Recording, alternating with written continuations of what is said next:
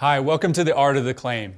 I'm here with Steve Zeigler, public adjuster, appraiser, Stanford graduate. I'm really looking forward to talking to you, Steve, and seeing your insight and your unique perspective on the industry and giving our viewers solid, valuable information that they can use to help them should they incur hail or wind at their property. Well, thanks for having me. Public awareness on this issue really does need to rise.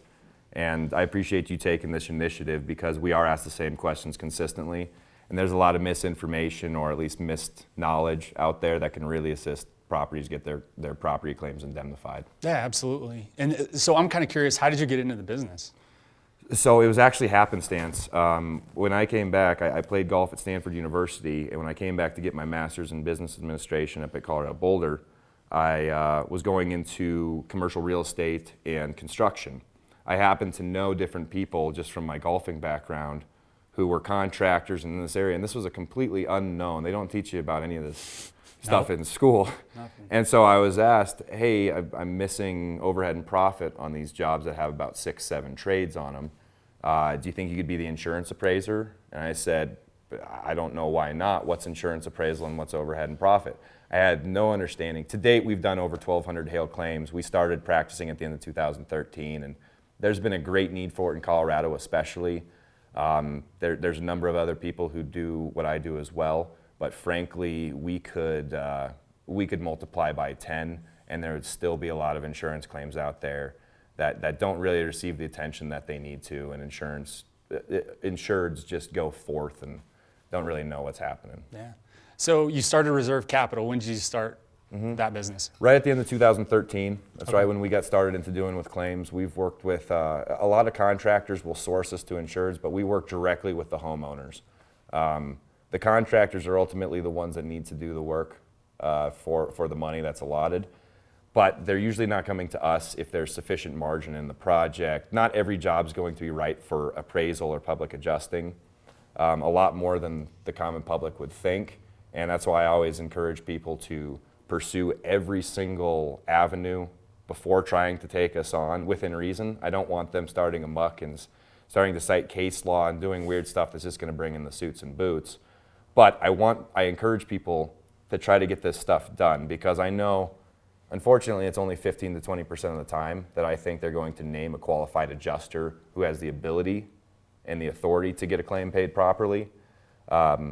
But it's at least worth it before bringing in a public adjuster or an appraiser. That being said, a lot of insurance companies, there was disputes between the insured selected contractor and the insurance carrier. And when that arises, having an insurance appraiser, it's different than an adjuster. They're different processes. Appraisal is an independent process. Ben Franklin actually wrote the first appraisal clause. I actually just came to know. Yeah, it's curious when you look at it too, how ironically boilerplate and similar it is to current day policies. That's crazy, I didn't know that. Yeah, so it's one of those things that when adjustments arise, when differences regarding the adjustments arise between the contractor who's going to actually perform the work and a carrier who's frankly trying to spend as little money as they can to make their insured happy, that's when appraisal can really be the sharp end of the stick. And public adjusting is slightly different, because I drive the whole process. You interpret policy. You're hired as a representative of the insured, not a legal representative, but a representative strictly related to that insurance policy. And so you guys do both. You're public adjusters and appraisers. That's correct. That's correct. We do both. So when would be a good time for a homeowner or a property owner to bring on a public adjuster? Public adjuster, generally when there's issues, unfortunately, a lot of homeowners might be unfamiliar with their contractor, and that contractor might be great in tile roofing, but they might not be very good in windows and stucco and a lot of the other proximate damage that we'll see on site.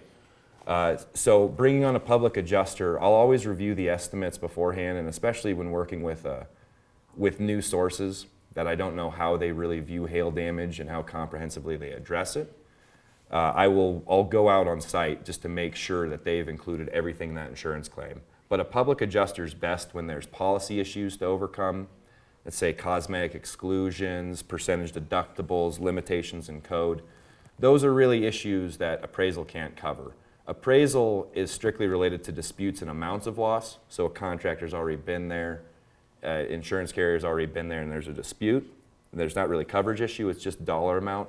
Public adjusting's best when it's a large, complex process. You want to make sure that there's no bugaboos in the policy that'll get you. So Yeah, that makes sense. case by case basis. So majority of the people watching will the residential homeowners, and say they get hit with a hailstorm. What do you think, in your opinion, what's the best first step that a homeowner can do after they've been hit with a hailstorm?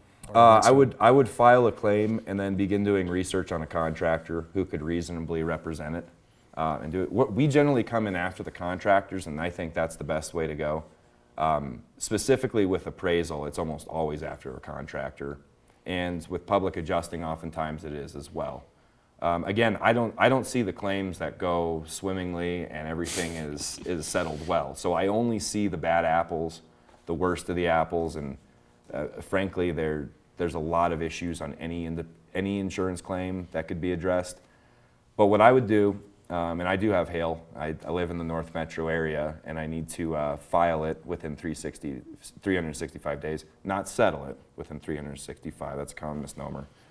I need to call in a claim. If I call my agent, they're simply going to give me the number to call in a claim, give them all the information, and get an adjustment meeting. And then immediately I would get a selected contractor. It's my prerogative and right to hire whatever contractor I want. And then schedule it to where that contractor can be out at that adjustment. So the insurance company can't dictate who a homeowner uses. They can't say, we're sending XYZ contractor out, you have to use these guys. I'm not an attorney, but it's my understanding House Bill 1104 protects every insured's right, every homeowner's right to select the contractor of their choice. And I would certainly do that versus choose over someone from their list. We've actually been trying to get people to have a contractor selected before even a hailstorm happens. After a hailstorm hits, homeowners are emotional.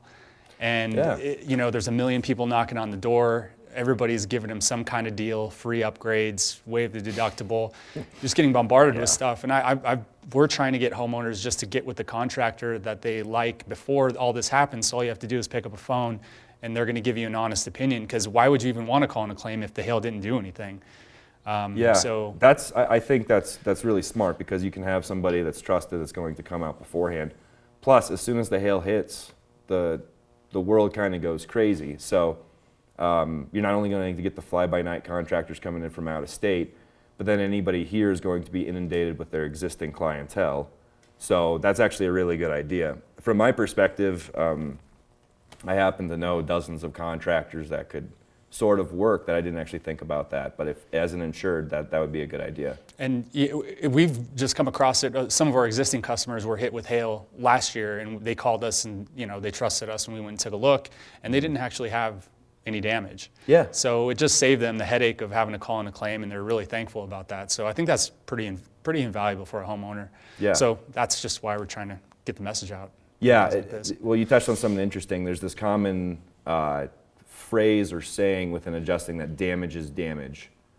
To say that it's an objective, easy to evaluate, there's no gray area sort of damage. But that's true. We've been on enough adjustments that you can tell if there's not concentric bruising and that thing didn't reasonably lose any lifespan. Yeah. It's not a good idea to present something that's even borderline frivolous with the insurance company, because it's just going to be stressful for the homeowner. Not in terms of what they're going to do and the ramifications of it as much. It's just there needs to be significant, sincere damage there, and having a qualified contractor or appraiser, claims expert, somebody that can at least give you that opinion is a good idea. And that's important too, because the homeowner needs to have somebody in their corner, whether it's addressing the damage, addressing policy damage, like someone like you. Yeah. But if it's just the homeowner, and I don't know what percentage of claims where it's just the homeowner working with the insurance company, I would say it's a majority, but they're completely outnumbered. You know, it's the homeowner, and then on the insurance side, the insurance company has their adjuster, they have their engineer, they have attorneys, they have a whole staff of people, and the homeowner's just trying to do it on their own, and they're starting behind the eight ball significantly. Yeah, without doubt. I mean, it's not going out on a limb to say that insurance companies have significant resources, and those that provide work for them are generally upstate. They get a lot of work from insurance companies. There's definitely sides that are picked. And if you're going against a football team, essentially, of experts and people on the carrier side, that are going to deal with you professionally. They might smile until you have people on your own side to help support that is a fair deal, or to really challenge them in a professional and ethical way. You're really at a loss. They're going to systematically underpay claims unless they hear from somebody why this might be a little different, why we operate differently, because they do it so consistently. So those claims that you and I might be involved in, and it's an issue. I've been out on adjustments where the adjuster told me, it's like, well, this is interesting. This is the first tile roof I've been on before. And I'm just kind of shaking my head because I understand when I was going through my baptism by fire phase, you got to know what you don't know. Unfortunately, they're stressed, they're overworked, and they will send them out into a bunch of situations to which, frankly, they would admit themselves that they're in over their head. And therefore, I'm dealing with the Wizard of Oz, somebody who is not there to negotiate with and form a deal, because this person has no claims authority, much less experience to work with me. So unfortunately, that happens more often than I'd care to admit on behalf of carriers. So, I mean, an insurance adjuster can't be an expert on everything. They can't be an expert on window repair and stucco and all of those things. Mm-hmm. So it's pretty easy for a homeowner to get shortchanged, not on purpose most times, just due to lack of training. Yeah. On the well, you and I side. have discussed this. That's why what I find in the adjustment process, I tell a lot of the homeowners and property owners that I work with on the commercial side that my job would be unnecessary if they sent out representatives that were always knowledgeable and working in your best interest. They're being coached by carriers trying to limit their claims exposure. And oftentimes what I find is it's more ignorance than it is malfeasance, the low payment in claims. What I mean by that is it's more adjusters who have remedial amounts of training. They're sent out there, they don't really know what's going on. They need to be in Louisiana tomorrow to go take care of whatever just happened there. And then you're dealing with staff and independent adjusters who might just not understand the situation there, especially the staff adjuster who they can't put their fingers on it. They can't feel the damage that's actually there. And I think if they could, that there'd be fewer disputes in some regards. That happens a lot more often than there's intentional misdeeds and misplays, which is real easy to, especially as a homeowner who's probably gone through several iterations, and those that have succeeded but they had to bring in multiple professionals to do so, they probably feel a little bit jaded by the insurance process as something that's just not in their favor. And they're not incorrect. It's definitely not cited to help overpay claims in any way. So anybody who's trying to get a certain amount of payment is going to run against a certain bit of resistance. And unless you have professionals there to help you through what might just be their professional who just was given a laptop and a van and told to settle claims after a 2-day training course. That's generally what I see more often than not. And it can not just on the insurance side, but on the actual contractor side as well. I mean, a hailstorm hits, everybody's trying to ramp up, they're hiring whoever they can to scale. Guy knocks on the door, they offer to waive the homeowner's deductible, offer him a free upgrade. Homeowner thinks it's a good deal. They just care about the roof because they just want to get the roof done and get out. Right. If it's just a roofing company, they're not going to want to slow the claim down or fight for a whole house paint job if there's paint damage or get the windows replaced. So the homeowners think they're getting a deal by getting their deductible waived, which is illegal per Senate Bill 38. Exactly. Or if they get a free upgrade to an impact-resistant shingle, great. They get an impact-resistant shingle, but they miss $100,000 worth of window damage that the roofer didn't even look at. And we see that happen so much. No It's doubt. crazy. I hear about them every single day. I hear about them every single day, and then I'll hear the stories, oh, you won't believe how we got to this point. And with all due respect, I probably will. I mean, it's the same stuff over and over. All we do is hail damage here on the Front Range. And with that being said, we see the same issues over and over again, and that's exactly it. I always wonder about those houses on the block that the insured, the property owner might be citing and saying, well, you know, Mrs. Whoever got their roof done, why are they fighting so hard on mine? And I'm always quick to point out that you don't know what kind of skeletons are in the closet of that claim. And a lot of times there's going to be somebody who comes through who just cares about the roof. They're not looking for, I've seen, I mean, adding it up collectively, millions and millions of dollars in damage missed on residential properties, on commercial properties, just because the focus wasn't there. I mean, you got to comb that building with a fine-tooth comb to a certain extent. And it's not the homeowner's fault, just because how are they supposed to know, And there's no resource. I was searching myself for resources, and there's not much out there. Yeah, So, that's the truth. I still have to explain constantly to people what I'm doing. That's why, once again, thank you for encouraging some public awareness on this subject, because hail damage in Colorado, I was just up looking at a place with my parents, and somebody walked by, and I asked him about the hail damage because the roof was being replaced. And he was convinced that the whole thing was a hoax. I've done work in the neighborhood, and it wasn't a hoax. There was legitimate damage in Brighton, 1.5 inch, 1 3/4 stuff. So a lot of people might view the contractors, the public adjusters, the appraisers as the reason that their premiums are increasing. And I'm sorry, it's simply false. They're public companies. Their 10K reports say they're doing just fine, even here on the regional level in Colorado, in terms of the claim side of it. It's all to say that insurance, the hail that's hit here in Colorado, without public adjusters and contractors to fight an ever-growing contentious process, there's more people left holding the bag. And a lot of people are frankly just excited that their insurance company will pay them anything, even a catastrophic event. I remember I've talked with people, it's like I've had 5 claims and it was denied, partial payment, and policy exclusion. It's weird for people to see that contract of indemnity actually worked through. Not from our perspective. We see it every day and constantly, and it's not every single one. You take the smorgasbord of claims that you got, and there's going to be some bad apples and some weird ones in there, to where some fly-by-night contractor started bickering with the adjuster on the roof. Things got weird, and now we got to come to a solution. So that's really the avenue that we find, is this necessary ability to get these things properly indemnified when they're just missing items. all right, so actually that's a great segue into to show an actual claim that you've worked. So this particular claim was a roof gutter window paint claim, and adjuster comes out, meets with the homeowner, says, Mr. Homeowner, we've determined that your damage is approximately, it's almost $69,000. From a homeowner's perspective, that's a significant amount of money. And, Why fight them? A lot of people are like, wow, that's incredible. I'm getting $69,000 to repair, damage on my house. That goes back to what we said earlier. Most people are just shocked when they get any payment at all, much less a significant one. Yeah, exactly.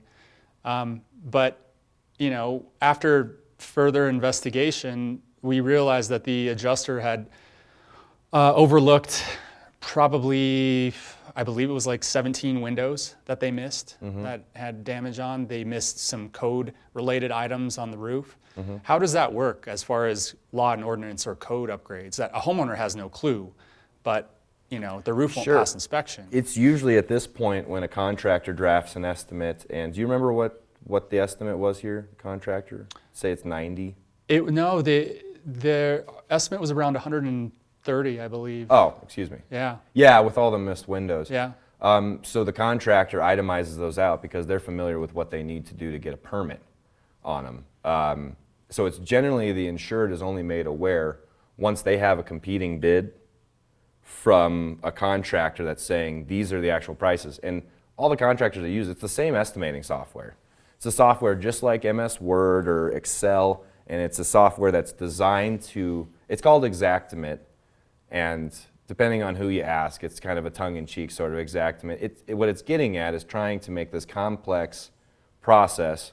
It has 200,000 line items in it, and there's so many hail claims. It's trying to ease that stress. So long before I ever got involved, back in the mid-90s, Xactimate kind of became the main estimating software. There's SimSol, there's other ones. But you're using the same software. It's not the contractor giving a one-page estimate with their unit prices that are perhaps indefensible. It's an accepted, known program, and Xactimate's the deal. So you had your estimate in Xactimate, and let's say whether it was Wheat Ridge or Arvada, or not a surprise, different municipalities require different items in order for you to meet code. Ice and water might be one. There's simple things though, even with code though, that it's sheathing. There's gaps in the very boards that they're trying to nail the roof into that don't meet manufacturer's installation guidelines or code 905.2.1, and they'll still become an issue sometimes. There's more obvious issues than just, oh, it's in our VADA and we missed that.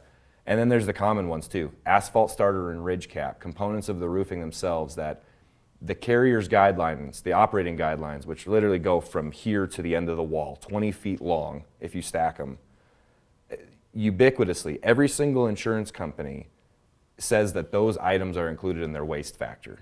You'll notice there's 40 squares being removed, so this is the actual, a square is a 10 by 10 foot area. So there's 4,029 square feet of roofing. Well, there's a waste factor because you're not going to order exactly 4,029 square feet and neatly place it up there. There's waste for cuts and different items. They'll claim that in this waste factor, so 4 squares times 93 or $400 that your asphalt starter and ridge are included. If you itemize those items separately and just wiped out the waste, those items separately are going to be somewhere around $1,200 to $1,500 for a roof like this. So once again, it's in their operating guidelines. And even as a public adjuster sometimes, when I give them all the documentation under the sun, they still don't want to pay for these items. And appraisal is fantastic because it takes it out of the operating guidelines that the carriers used to systematically reduce claims payouts. They have to name somebody independent and impartial on their side. Similarly, on this side, we have to name an umpire because you can imagine if these appraisers start arguing, it's going to go to an umpire process. And that panel of 3, just like the Benjamin Franklin original appraisal language, is there to settle loss. Any signature between 2 out of those 3, the majority, is going to finalize the matter. It's a fantastic way because the little bit that I've seen claims go to litigation, it's not an easy, fast, or fun process. And it's really mind-boggling to think that if there wasn't the appraisal process, what would happen to all these small claims in Colorado? That'd be crazy. My job should have been almost totally unnecessary at that point.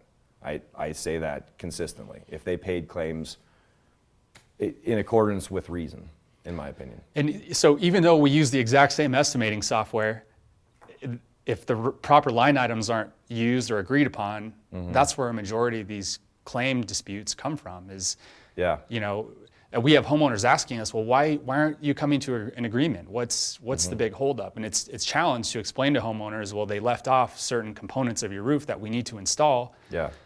And if they're not going to pay for it, we can't put it on for free. Perfect example is the painting of a house. They'll have a clean item and then a painting of the wood siding. What about the fascia? What about the trim? What about the soffits? What about the prep work, the tarp? I recently went to a conference and heard from another public adjuster one of the best descriptions of Xactimate and the real crux of what we're talking about is when you invite somebody to turkey dinner on Thanksgiving, you expect to be given more than a turkey drumstick on your plate. It's just a reasonable anticipation. That turkey dinner is going to, you know, the cream corn, mashed potatoes, all that stuff inclusive. That's exactly what happens here, unfortunately. And there's line item information with all these line items too that might support why there's different line items. But for instance, if you see a paint estimate or any portion of your claim paid with 1, 2, 3 line items, it's a really good likelihood that they're missing items. Windows is another one. This might be a good example. I believe there was paint on this one. And here it is. Here it is, two So line items. Clean Exactly. and pressure wash, and then stain and finish wood siding. Yeah. So where's the masking? Where's the prepping? Where's the tarping, cleanup? And here's the argument that'll be made on their side. That's all included in the line item. That's somewhat ambiguous because if you click on the line item information, it might have to some degree. They'll even say that some scaffolding's included. But this line item does not presume it's 6 feet, or if it's above 6 feet, OSHA's requiring you guys to tie off. There's other considerations within this line item that it doesn't assume a number of feet, 37 feet off the ground, and therefore 6 feet should be fine and 80 feet should be fine as well. Instead, it has all these other line items to help adjust that. And once again, carrier's goal is to pay as little as possible to keep their insureds happy and the property that they're insuring, reasonably insurable. They don't want necessarily a bunch of hail damage and other items that might lead to another dispute regarding what's fair and proper. All of a sudden stuff starts leaking and the framing. They don't want that any more than the homeowner does. And it takes a lot of time and expense for them too, which they certainly pay attention to. For sure. So, okay, we're at about $69,000 initially on this claim. After it went through the appraisal process, and again, the appraisal process is essentially the insured would acquire a guy like you, an appraiser. They can't be a creditor of the property. They can't be related to the insured. Any relationship that might cause bias or something needs to be disclosed. It doesn't preclude a person from doing it, but on either side. There'll be some times where I'm meeting for an insurance adjustment, and the fellow appraiser will let me know that, hey, I used to do adjustments for this process before. It really depends on how fair I think that person is, whether I'll deem that acceptable. But if any person is not meeting the criteria of the appraisal clause, and oddly enough, is you'd assume, this was from the Texas Standard Fire Policy, 1943. It's the boilerplate contract which all insurance contracts currently are based on. They add amendments, but a lot of the information they hashed that out more than like 80 years ago in that Texas Standard Fire Policy. Well, now we're seeing more and more in appraisal clauses. There's slightly different competent appraiser, independent, impartial. Some will just name independent, some just competent. That being said, regardless of what they name, have a competent, independent, impartial appraiser. In a dispute like this, the goal is not to try to game or job any part of the system. You want somebody as professional, as reasonable as possible. And there's other people who they're frustrated with the insurance companies, so they'll try to take it to a certain extent and get things bought that perhaps aren't needed. You want to make sure it's legitimate and reasonable. Absolutely. It's a two-way street. I understand the insurance company's right to pay this. And without the insurance companies, frankly, this hail damage that just wiped out the Front Range, it blows my mind to think about different markets such as, say, Puerto Rico. They don't necessarily, they've got good insurance policies, but we're lucky to necessarily have that, and they should pay out quite a bit.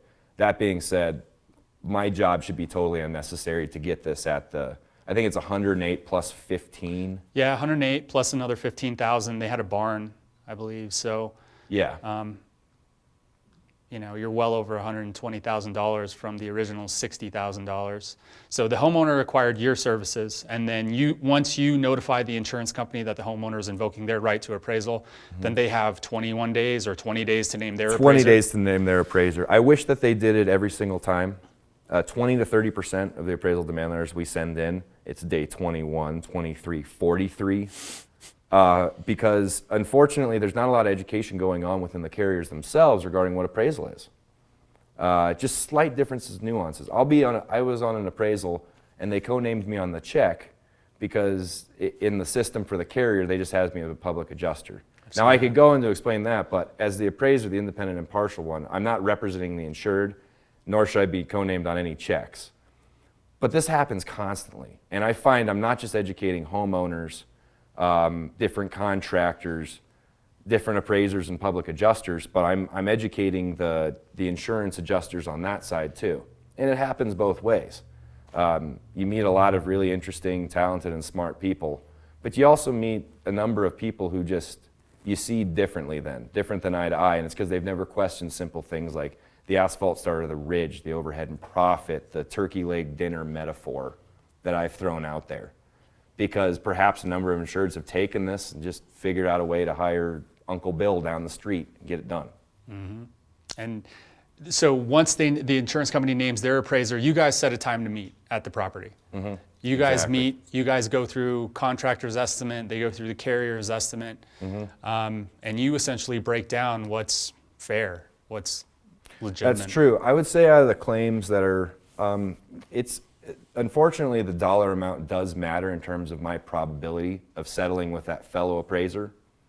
Because if we have to bring in the umpire, these claims have already lasted a long time. That's the other expense for all of us in the process that goes understated, is the time. Bringing in the fellow umpire is just going to be more time and more fees. So I do my very best to get it done with just that fellow appraiser, so we can get this done, get the claim paid, and it's still not a rocket fast process. I mean, we're talking on $10,000, $25,000, $50,000 differences for residential, 3 to 4 months maybe 5 months. And on larger ones like this, I'll tell the homeowner 6 to 8 months, maybe even 9. If we finish it in 3, great. But that's the other real big expense here. So from the time I get appraisal demand letter, like you said, to submit it, they have 20 days to name their appraiser. And then the fellow appraiser and I, before we ever meet on site, we're going to name an umpire. Just because if we get out on site and we can't agree regarding the amounts of loss, how are we going to agree on an umpire at this point in time? So we get that umpire named just to be used in case we need them. But back to one of my original points, those $10, $25, $50,000 residential claims, 80, 85, 90% of them we can settle with just the fellow appraiser versus the umpire, which shows that they're naming somebody who understands it as well. It's purposefully not contentious. This is not a lawsuit. It's purposefully informal. And there's a lot to support why it should be that way and really help get it done, because 3 to 4 months is relatively quick. I understand that. To double the amount of coverage on your property, I mean, it's a no-brainer. Yeah, absolutely, absolutely. And then also to add up, we're billing in billable hours, and even though we're an expert that's brought in, our fees are going to be substantially lesser than what an attorney would take. Now, an attorney can certainly get punitive damages. There's 3 buckets that they can go pursue. It's a whole different deal. But again, our practice is to get these things done without ever having to go to that process. Because what we've found is it's always presented as a neater, tighter process than it really is. And after practicing, my firm's done over 1,200 appraisals here in Colorado. After practicing, there's really a need for that versus the court. The courts could not handle all these disputes, especially the small ones, not even small. And once again, they're different deals, but I really have a lot of pride in what we do as appraisers and public adjusters, because it offers an avenue to the insureds that otherwise wouldn't be feasible. It would force them to hire representation that's just going to make the process more difficult than hopefully it needs to be. So what would you say the top maybe 3 items are that you see force a claim to appraisal, residential claim? Overhead and profit, easily. It's one of the things that came in. Overhead and profit, what that is in a claim that's, say, $20,000, the standard percentages that are added, this overhead and profit, are 10% for overhead and 10% for profit. And this is if you have a general contractor who's going to sub out and oversee all these trades. It's going to do everything on that insurance paperwork. If I'm a homeowner and I don't want to have to coordinate, I have a job, I'm trying to make some money. I don't have time to coordinate and manage and find subs. No. So I need to look to someone. Some homeowners might want to do it, but they might want to do it. That's certainly but even if they do it personally, it's still my perspective that overhead and profit is reasonably due if the insured is likely to hire a GC. It's not my language, that's the Supreme Court of the United States. If it's reasonably likely that they're going to hire a general contractor, and there used to be these old rules that if it's 3 or more trades, but insurance companies recently started talking about, well, it's the complexity of the work, and they protected it like they were unilaterally the determiners of what's complex enough. They're not performing, they have insurance risk, they don't have contracting risk, and they're generally unfamiliar. If you got all-DAC, half-cam windows, built best windows and stuff, all they know is they're discontinued and it's going to be a fight and it's going to be frustrating. That's another one is windows. But overhead and profit, a lot of homeowners want to know. It's like, well, why do I need this extra margin so my GC can do it? I'm just going to go start bidding and getting different. From my perspective, you don't want to hire the cheapest brain surgeon. And something that protects your home from moisture intrusion, all the elements combined, you shouldn't have to hire Uncle Bill down the street. That's not what insurance contracts afford. Their price is fixed. Their price is their deductible, plus any upgrades they want, or if they didn't have coverage for certain items. Right. But Right. their price is fixed, so their main concern should be finding someone that can just handle everything for them. Yeah, from another macro level too, there's some 4,000 roofing contractors in Colorado. The number of general contractors is totally different, obviously a large spectrum. The number of contractors that go out of business because they're not seeing anything more than their materials and labor. You need an office, you need a staff to help support that. People have to get paid. And then the company should hopefully be making some money over time so that unforeseeable moment. That's really what it can come down to, is this crux between the insurance company paid this money out to Uncle Bill and he's not complaining. Why are we challenging this so more than Uncle Bill can come in and do it? And I try to put it in their terms. They don't want Uncle Bill any more than the insured does. That property that they're insuring, nor does the mortgage company, who has really got the first lien to that property. They're not the owners, but not far off. So overhead and profit is one of the biggest ones. And by the time the claim's said and done on a claim like this, typically we'll have made almost 30 to 40 trips to the house. Oh yeah, easily. Absolutely, because you would expect in a project of this size that it's not going to be a simple A, B, and C process. Yeah. It's a long, when that hailstorm hits, and when this hailstorm hits now, we're going to see a lot of these claims 6, 7, 8 months after they started the claim, much less the date of loss. And then when you go into it, that's why there's still a lot of 2017, May 8th stuff being settled. Yeah. And it's because the practice of it is much different than the theory. To actually re-stucco and re-window, re-roof, and do the whole house. For custom windows, what is it, 2.5 months? Yeah, easily. Just to get them. Just to get them ordered. There's no relationship that you could have with a window company that's going to overcome that a lot of times. That's just what it is. Yeah. So I would say overhead and profit, that's absolutely number one. Windows is a big one. I wish I could boil it down into 3, but if you take any segment on a house, even a paint job as we were talking about, and the turkey leg metaphor dinner, I'll take that. Jeff Major gave the best presentation I've ever seen on that at that Los Angeles conference.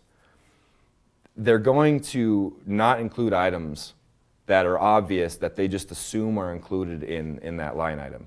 And Xactimate will spell that out for them. But that's also one thing that I've had many adjusters that I'm working with. They tell me, listen, I would love to pay for this stuff. I really would. I can't. My hands are strapped. Like, stop arguing with me. I can't do anything. Yeah. Just take us to appraisal. This is when I'm acting as a public adjuster. We see that as well. We see that happening as well. All the time. They want to help you out, but it's the Wizard of Oz or it's somebody who's not in the room, those operating guidelines, that ogre that's not allowing us to take care of this and move forth. And being a for-profit company, that's entirely their prerogative to do so. I'm just going to touch on some questions that both Steve and I get often in hail claims. And the number one thing I probably get is, I need to get 3 bids. And this can be driven from the insurance company telling the homeowner they need to get 3 bids, or it's just in a lot of homeowners' heads, they need to get 3 bids for something. And yeah, it's kind of funny. They're almost trying to make it analogous to the public bidding process, to where you need to get multiple bids. It's just not true. Now, for a copper dormer above the bed, getting 3 bids is always excessive. 1 bid should be fair, and the only times where I thought 3 bids is absolutely necessary, it's much larger than the average residential claim. It's larger commercial stuff. It's skyscrapers down in Colorado Springs, etc. It's just not necessarily true. They're going to require it. It's doing a bunch of extra work. From my perspective, they inform insureds to do that so they can get to the hundreds of other claims they have by the time somebody gets 3 bids. Just to delay and they can it a hopefully little bit. pay it. Yeah, it's just that they've got a stack of stuff, and it's because of that why we choose to work with them the way we do. They've got a stack of stuff. I don't want to work my way towards the bottom of it. And it's a technique that I think some adjusters use just to prolong the process of them bringing what the damages are. We always tell the homeowners that their price is fixed, their deductible. So what does the cost, are you trying to get a cheaper estimate? Like if you're going to get knee surgery, are you going to get 3 bids from every doctor and try and get the cheapest doctor to do your knee surgery? And still they start rolling out programs where they're rewarding people for helping them save money on the claims process, then yeah, we'll see. But that's exactly it. Their price is their deductible, and anything exceeding that deductible is the insurance company's liability. That's the deal. And that segues into homeowners trying to make money on the claim. A lot of homeowners think they can, we're dealing with big checks, $20,000 checks. A lot of homeowners think they can profit and make a little money. It's not a big deal. So we've run into that a lot. Sure. Well. Immediately, if I'm ever asked that question, I'll tell people I'm probably not the guy that you want to work with. Just to clarify, there's actual cash value funds and replacement cost value funds. Simple difference between those. Replacement cost is the cost to do the entire roof and everything. If your roof is 30 years old, your roof's lifespan is 30 years old and it's gone through 15 of that, that means that the actual cash value, which is a calculation which takes into account depreciation, wear and tear, they're going to pay a chunk up front and then a chunk once the work's completed. That's the simplest way to put it. Yep. It's going to be payment up first, payment completed. If you have brand new stuff, it's going to be a large payment up front, a little bit on the back end. That actual cash value, technically you can take that and do whatever you want with it, but there's problems that arise with that. If your stuff's ever damaged again, they're not going to pay for it. And if your stuff is damaged and you don't fix it, your insurance company, it's not crazy for them to consider dropping you. Now you have hail damaged stuff that exposed to further liability, and then getting insurance from anybody else. Because we'll see this from the other standpoints. My insurance company is debating me on whether this needs to be replaced or not. They're going to cancel me, and now I can't get insurance anywhere else.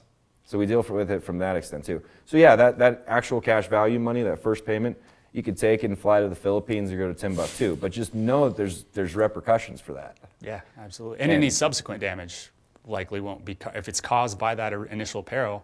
Exactly. It's not going to be. There's things that they're writing anti-concurrent causation clauses, and they're trying to do them to attack a few other larger issues. For instance, like in the wind and the rain and everything that comes through during a hurricane. They're trying to have clever ways just to pay for portions of it. But that's an area too where it can be true. If there's further damage that goes on and you didn't meet your policy's obligation to mitigate the damage, then there's no way, and there's no person who would want to take that case on my standpoint, because it's reasonably not owed for. Yeah. It's the policy. We're trying to do our very best with their policy as well. Makes sense. Yeah. And then in talking about payments, and so typically the insurance company agrees to replace someone's roof and siding and everything that's damaged. Who are the checks written to? A lot of homeowners have confusion on that. They ask me, do you guys get paid? Do we get paid? How does that work? I would say the exception of there being assignment of claim and assignment of benefits, which is becoming more common in Colorado. As a homeowner, I would be very careful of doing that personally. It should be made directly to the homeowner, directly to the insured, that person who owns the policy. Your contract with insurance company A is between you, the homeowner, insurance company A. Mm-hmm. If you bring in contractor B, they shouldn't be co-named on it. One exception is if we're the public adjuster on a file and we're representing that insured, we will be co-named on that. Some public adjusters are going to want to get every signature on that check, deposit the money themselves into a state-mandated non-interest bearing escrow account, and then dole out payments. I think that's frankly absurd. So if we're co-named on a check, all we do is endorse the check and have them. I'd really prefer almost if we weren't co-named, but it's just common practice for public adjusters to be co-named, and it is part of our contract just to ensure that Mr. And Mrs. A or B Smith is not going to the Philippines without paying people who performed on their project. And so if there's a mortgage on the property too, then likely their mortgage company will be on that check as well. Absolutely. And the mortgage company has a right to inspect. They have more rights to the final check. We talked about actual cash value versus replacement cost, first check, second check. That first check is technically, there's more leniency with what the homeowner can do with it. Once again though, just fix the stuff. It's not just the mortgage company, insurance company should care about that. It's the person living there that might have their stuff destroyed. Exactly. Yeah. Well, I appreciate you coming, Steve. Thank you. Given our listeners and viewers some amazing knowledge, and hopefully help them prevent running into some pitfalls should they run into some hail damage claims. And I really appreciate it. How, if the homeowners would like to use your services, or if they run into a need, what's the best way to contact you? Phone number, website? The website's probably best, just www.reservecapitallllc.com. That's the best way. Also, if they want to send me an email, is fine. My phone's pretty busy sometimes. But reservecapital29@gmail. Capital's with an A at the end. So perfect. Reserve Capital. We started it just to reserve the capital that was due to insureds, and awesome. Tongue in cheek, now we're here. Awesome. I appreciate it, Steve. Thank you very much. Thank you very Appreciate much. it. Thank you guys for watching. Stay tuned for more industry experts and valuable information on future episodes.